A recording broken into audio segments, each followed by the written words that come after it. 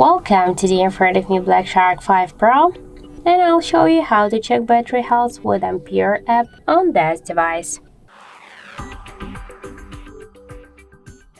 So first let's launch Play Store application, and here in the search bar we should enter Ampere.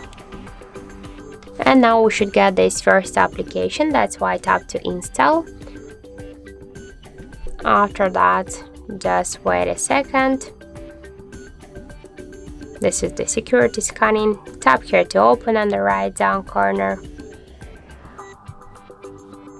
Click yes, I agree. Here pick close. Tap to OK. And now we can see here the information with health of our device battery, and in my case it's good.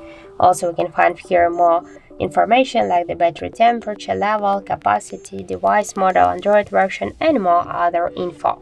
So that's it. Thank you for watching, and if you find this video helpful, don't forget to leave a like, comment and to subscribe our channel.